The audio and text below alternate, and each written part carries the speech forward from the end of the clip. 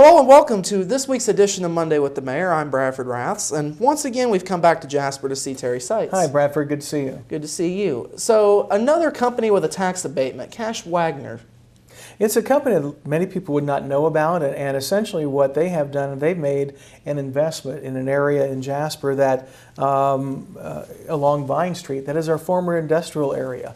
The building that Cash Wagner purchased housed the former JOFCO, Jasper Office Furniture Manufacturing and Business Office. The manufacturing really had not been there in a number of years. The building was maintained and sustained by JOFCO, and their business offices were there along Vine Street. What had happened, the Jasper Group had purchased the assets of JOFCO about a year ago, give or take, and essentially had the line and the brand, etc., and then the business office itself closed. So Cash Wagner not only bought the business offices, but bought the entire building. Initially, they will be looking and have asked for an abatement for up to 5 positions, a small amount, doing some significant reinvesting in an area of Jasper that welcomes reinvestment. It's wonderful because we really believe they will stage out and eventually do some things in other parts of the building too. So our Economic Development Commission scored that earlier today, and we'll have a recommendation then for to pass along for consideration.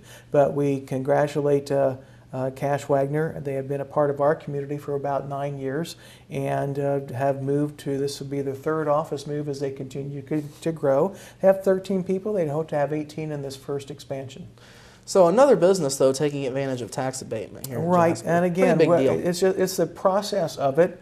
And the scoring, again, I give credit to the Economic Development Commission for utilizing a very objective scoring mechanism and the recommendation they'll have.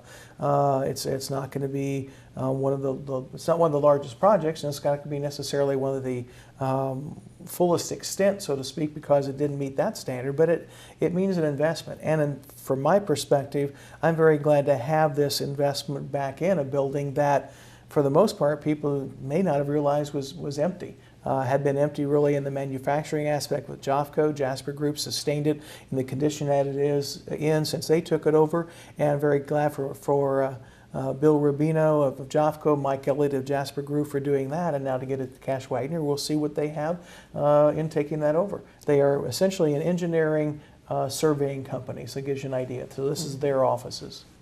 Continuing along the downtown riverfront master plan, progress continues there. Well, behind the scenes, yes, and that's about I just want to make sure and utilize this time to say it's, these are the things that just ideas come across. We have created an intense level of interest in things that could be done. Mayor, I have this idea, what do you think? And I entertain, and we as a city entertain these ideas regularly. I know that I told people last week, I think at a State of the City at the Lions Club, that I had fielded approximately half a dozen calls in April, or have had visits from people going, I have this idea, Mayor, will this fit, excuse me. And they're looking at whether it's in downtown, whether it's looking at our buildings along the riverfront.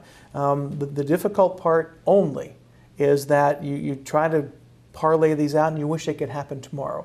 But they do take time. We have work we're still doing, certainly things that would need capital to get done, but the ideas coming forth, the generation, the interest that is there is fantastic, and I really like that. It's all privately and confidentially shared, but ultimately we know that the master plan itself has really taken a foothold where people have had, it's like, wow, I never really thought about using those properties. And I would hope that it can. I certainly think the city is willing to take some investments to bring parts of the master plan alive. And I do hope that our private sector and those from in Jasper or outside of Jasper, if need be, can also make that private investment. We're very happy. And on a final note, coming up before we meet again will be the Chalk Walk on May 3rd. A very wonderful event unique to Jasper. The Chalk Walk started about 10, 11 years ago. It is literally where the sidewalks and the streets of downtown Jasper become an artist's canvas. And our arts department, under the direction of Kit Miracle, will have this event. We laughingly kind of say that it's kind of hit some rain events occasionally, and that's been a challenge. I think 3 years in a row we've faced that. Ultimately, you can't do a lot about it, but it's become more than just the artist event. There are performing artists. There's music. There are food booths. So it's really a small stage festival on its own that will draw approximately 2,500 to 3,000 people on a Saturday, first Saturday in May. And we're very happy about it. It is a beautiful project. When it's all said and done, people come down to walk. Essentially, imagine every concrete square on the sidewalks of downtown Jasper have art. And not your art, not my art, but art from people as they perceive it to be. We didn't tell them what to draw, and we've had such great participation. Approximately 250 artists, school kids to adults, come in, and it's excellent. Yeah, I'm not sure I'm much of an artist myself, so probably not. I'm not either, but I love to attend the event. Look forward to bringing my grandkids there this year too. Yeah, the art is great. It is. It's a neat application. It's, again, at the city streets or your canvas. All right. Well, Mayor, we once again appreciate your time. Appreciate it, Bradford.